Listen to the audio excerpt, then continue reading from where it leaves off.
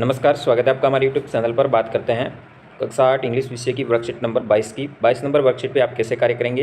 यहाँ पे कुछ फूड आइटम्स के नाम दिए गए हैं, जैसे दाल बाटी, खीर, चूरमा, रोटी और सब्ज़ी। इनको बनाने के लिए किन किन वस्तुओं की आवश्यकता होती है। नीचे इन वस्तुओं की सूची आपके सामने दी है, जैसे साल्ट दिया है, नमक है, चिली पाउडर है, ऑयल है, व्हीट फ्लावर है, घी है, वाटर है।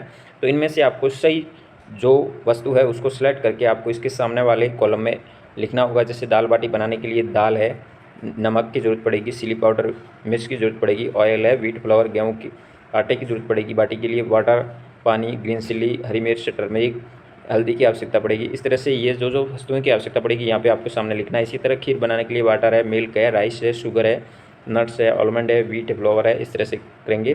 चूरमा बनाने के लिए शुगर, नट्स, आलमंड, घी, इस तरह से लिखेंगे। फिर रोटी बनाने के लिए ये। तो इस तरह से आपको सामने वाले कॉलम में लिखना होगा कौन कौन सी वस्तुओं की आवश्यकता होगी और इस वर्कशीट को कंप्लीट करेंगे।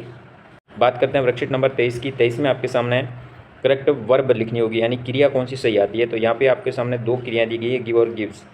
तो जब कोई भी एक क्वेश्चन हो सब्जेक्ट तो आपको एस वाली यानी गिव्स का प्रयोग करना है, और यदि सब्जेक्ट है वो बहुवचन में हो तो आपको एस नहीं लगाना है, बिना एस वाली वर्ब का प्रयोग करना है। जैसे यहाँ पे कौए के लिए तो गिव्स आएगा, यहाँ पे कुक्स आएगा। फिर तीसरे में आप लिव्स लिखेंगे।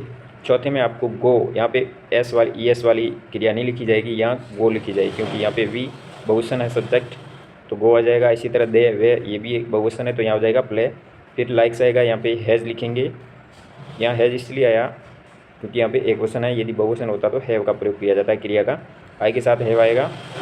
इसी तरह 9वें में हैव लिखेंगे और 10वें में हैव लिखेंगे। इस तरह से वर्ब सही आपको इसमें भरनी होगी। बात करते हैं वर्कशीट नंबर 24 की। 24 में आपके सामने एक पैराग्राफ दिया है। इस पैराग्राफ को पढ़ करके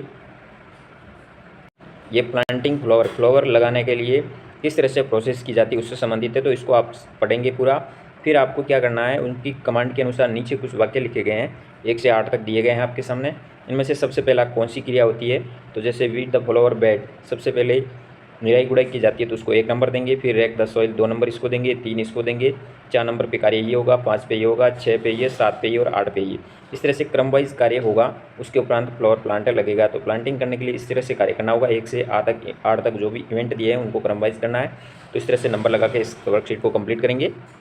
बात करते हैं वर्कशीट नंबर 25 की। 25 में आपके सामने एक टेबल दी गई है। टेबल में आपको कुछ वर्डों का निर्माण करना है, और वर्ड निर्माण करते हुए आपको नीचे दिए गए शब्दों के ऑपोजिट वर्ड इनमें से ढूंढना है। जैसे थीन दिया है तो थीन का फैट होता है, तो फैट यहाँ से गोला कर दिया और यहाँ लिखेंगे फैट।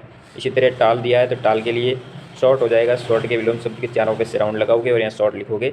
वाइट का ब्लैक हो जाएगा, हेड का लव हो जाएगा, आफ्टर का बिफोर हो जाएगा और नॉइसी का क्विट हो जाएगा। इस तरह से यहाँ से आपको गोल घेरा करके इसको ऑपोजिट वर्ड लिखने हैं। दूसरे प्रश्न में आपके सामने ऑपोजिट वर्ड न लिख करके यहाँ पे सिमिलर वर्ड दिए गए हैं। तो सिमिलर वर्ड्स ऊपर दिए गए हैं, सारणी के अंदर से लिखना है। जैसे ब्यूटीफुल का हो जाएगा लवली, मॉडर्न का हो जाएगा न्यू, अनहैप्पी का सैड हो जाएगा, बिग का हग हो जाएगा, फो का एनिमी हो जाएगा, हैप्पी का ग्लैड हो जाएगा। इस तरह से इस वर्कशीट को आप कंप्लीट करेंगे। बात करते हैं वर्कशीट नंबर 26 की। 26 में आपके सामने कुछ वर्ड्स लिखने होंगे नो बैक डे एक्टिविटी के, यानी यहाँ पे सैटरडे के ऊपर आपको कुछ वाक्य बनाना है, और सैटरडे के दिन आपका नो बैक डे किस तरह से आपके स्कूल में आप एक्टिविटी करते हैं उसके बारे में लिखना होगा। तो यहाँ नो बैक डे से संबंधित आपको वर्ड लिखने हैं जो आप अधिकतर यूज़ करते हैं। जैसे नो बैक डे है, एक्टिविटीज़ यूथ होता है, चेस का गेम होता है, लाइफ स्किल है, आर्ट से संबंधित होता है, बाल सभा होती है, गेम्स होते हैं, ड्राइंग होती है, फिजिकल एक्टिविटी होती है, योग होते हैं। इस तरह से आप ये शब्द लिखेंगे। फिर इससे संबंधित जो एक्टिविटी की जाती है, वी प्ले ऑन सैटरडे, यानी हम सैटरडे के दिन किस तरह से खेलेंगे या किस तरह से उसका आयोजन करेंगे, उससे संबंधित कुछ वाक्य आपको इस तरह से बना करके यहाँ पे लिखने हैं। इसका स्क्रीनशॉट लेके आप इस पर कार्य कर सकते हैं।